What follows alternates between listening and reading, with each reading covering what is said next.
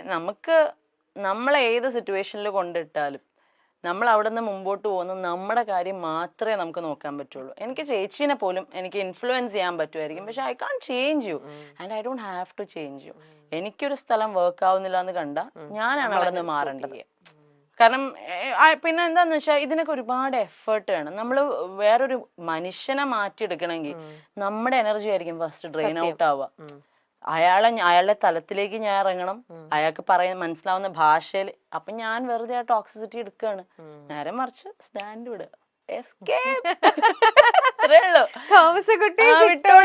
ഉള്ളൂ. നമുക്ക് അത് എന്താണെങ്കിലും, അതിപ്പം പേഴ്സണൽ ലൈഫ് ആയിക്കോട്ടെ, പ്രൊഫഷണൽ സീൻസ് ആയിക്കോട്ടെ, നമ്മുടെ മെന്റൽ ഹെൽത്തിനെ ട്രബിൾ ചെയ്യുന്ന കാര്യങ്ങളാണെങ്കിൽ it will be very difficult. Because നമ്മൾ ഒരു ടോക്സിക് എൻവയോൺമെന്റ് എന്ന് പറയാൻ ഒരാൾക്ക് തേർഡ് പാർട്ടിക്ക് വന്ന് നോക്കി പറയാൻ ഇതായിരിക്കും, പക്ഷെ നമ്മുടെ ഒരുപാട് ഇമോഷൻസ് ഇൻവെസ്റ്റ് ചെയ്തൊരു സ്ഥലമാണെങ്കിൽ അവിടെ നിന്ന് ഈ വിട്ടുപോരാനൊക്കെ ഭയങ്കര ഒരുപാട് കമ്മിറ്റ്മെന്റ്സ്. നമ്മളൊക്കെ ഇമോഷണൽ ബീയിങ്സ് ആണ്.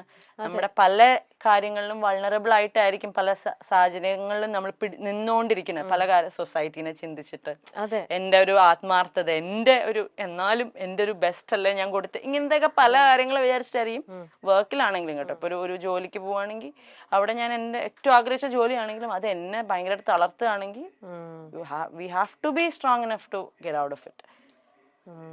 ടോക്സിക് എൻവയോൺമെന്റ് നമുക്കൊന്നും ചെയ്യാൻ പറ്റില്ല, നമുക്ക് അവിടെ നിന്ന് വിടാനേ പറ്റുള്ളൂ. സോഷ്യൽ മീഡിയയെ ബോധിപ്പിച്ച് മാത്രമേ ജീവിക്കാവൂ എന്ന അലിഖിത പോളിസി സമൂഹത്തിൽ നിലനിൽക്കുന്ന പോലെ തോന്നുന്നുണ്ട്. അത് നന്നായിട്ട് തോന്നുന്നുണ്ട്. ഞാൻ എപ്പോഴും എൻ്റെ ചേച്ചിയായിട്ട് ഞങ്ങൾ ഉണ്ടാവുന്ന ഒരു കോൺവെർസേഷനാണ്. അതായത് ചേച്ചിയുടെ ഓൺലൈൻ ഇതിനകത്തൂടെ വന്നിട്ട് എപ്പോഴും എന്ത് വന്നാലും ഹാപ്പി ആയിട്ടുള്ള പോസ്റ്റേ ഇടുള്ളൂ. പക്ഷെ I always teller, if you are എന്തെങ്കിലും ഒരു റോങ് റൂമറോ എന്തെങ്കിലും വരികയാണെങ്കിൽ അത് അഡ്രസ്സ് ചെയ്യണം. എന്നിട്ട് ഇപ്പൊ സത്യം പറയണം, വളരെ ജെനുവൻ ആയിട്ട്. ഇപ്പൊ ഞാൻ റീസെന്റ് വേറെ ഇടത്തിൽ ഞാനത് പറഞ്ഞായിരുന്നു.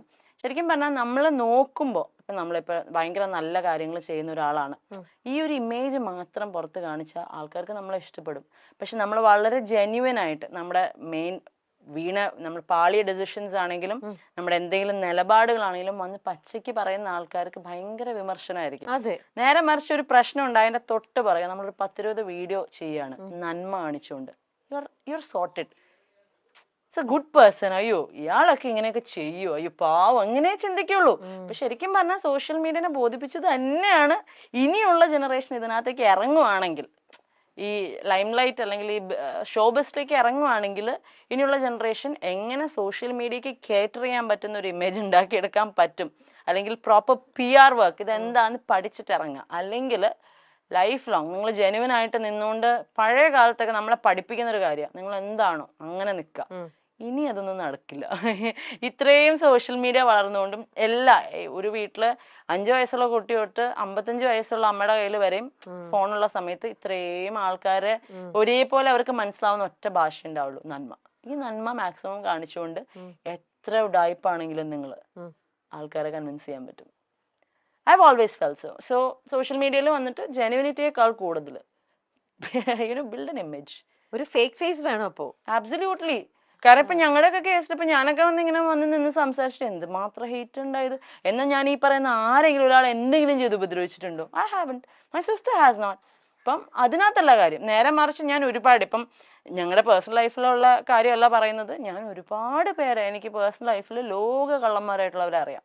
പക്ഷെ അവരൊക്കെ ഭയങ്കര നല്ല ഇമേജ് കൊണ്ടു നടക്കുന്ന ആൾക്കാർ, കള്ളന്മാര് മാത്രമല്ല കള്ളികളും ഒരുപാട് പേരുണ്ട്. പക്ഷെ അവർക്കൊക്കെ മീഡിയയിൽ അവരുടെ പ്രൊഫൈല് കയറിയ നന്മ മാത്രമേ ഉള്ളൂ. കളിക്കാൻ അറിയാം അവർക്ക്.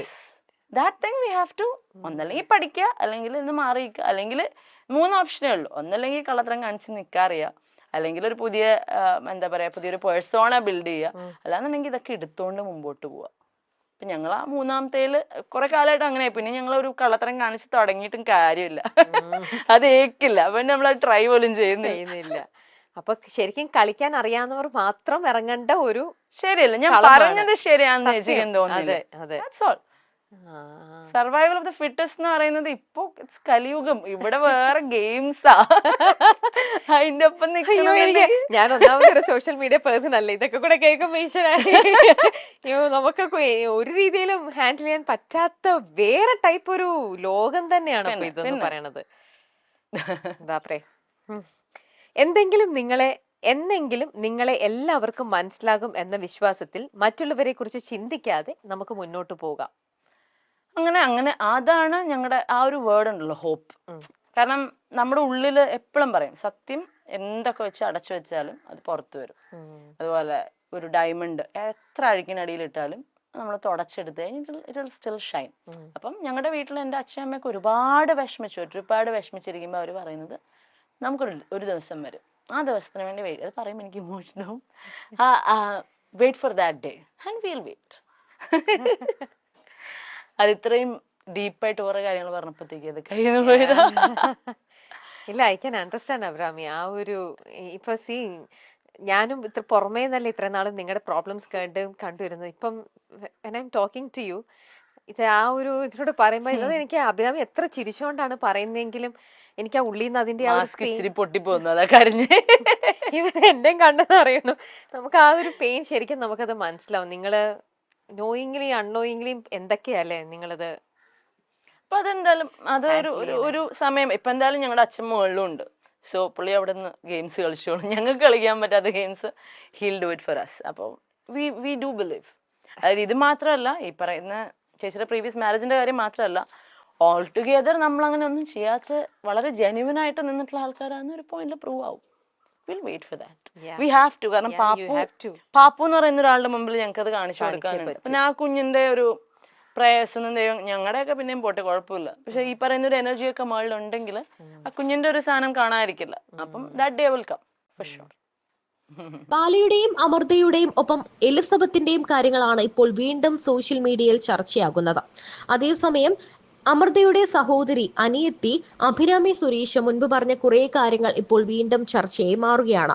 ബാല ഇപ്പോൾ തന്റെ മൂന്നാമത്തെയോ നാലാമത്തെയോ ഭാര്യയായ കോകിലയുമായി ഒന്നിച്ച് വൈക്കത്താണ് താമസം. ഇരുവരും ഒരു കുഞ്ഞിനെ പ്രതീക്ഷിക്കുകയാണെന്ന് കഴിഞ്ഞ ദിവസം ബാല പറഞ്ഞിരുന്നു. അതിനു പിന്നാലെയാണ്, അല്ലെങ്കിൽ ആ വീഡിയോയ്ക്ക് മുന്നേയാണ് അമൃത സുരേഷ് 15 ലക്ഷത്തിന്റെ തങ്ങളുടെ മകളുടെ ഒരു FD ബാല ക്ലോസ് ചെയ്തതായും ഇൻഷുറൻസ് മുടക്കിയതായും ഒക്കെ പറഞ്ഞുകൊണ്ട് രംഗത്ത് വന്നത്.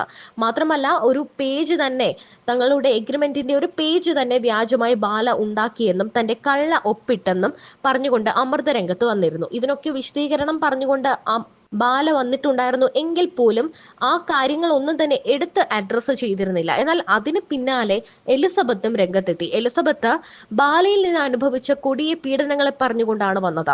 തന്റെ ബെഡ്റൂം സീൻസ് പുറത്തുവിടുമെന്ന് ഭീഷണിപ്പെടുത്തി, തന്നെ ഉപദ്രവിച്ചു, റേപ്പ് ചെയ്തു. താൻ ഭാര്യയല്ല എന്ന് പറയുമ്പോൾ അത് തന്നെ റേപ്പ് ചെയ്തതാകാം എന്നാണ് എലിസബത്ത് പറയുന്നത്. വളരെ ഭയന്നും കണ്ണുനീരോടെയും ഡിപ്രഷനോടെയും ഒക്കെയാണ് എലിസബത്ത് സംസാരിച്ചുകൊണ്ട് രംഗത്ത് വന്നത്. അഭിരാമി പറഞ്ഞ കുറെ കാര്യങ്ങളാണ് ഇപ്പോൾ വീണ്ടും ചർച്ചയാകുന്നത്. കാരണം ബാലയ്ക്ക് മറ്റൊരു മുഖമുണ്ടോ എന്ന് തന്നെയാണ് ഈ കാര്യങ്ങളൊക്കെ നമ്മുടെ മുന്നിൽ തുറന്നു കാട്ടുന്നത്.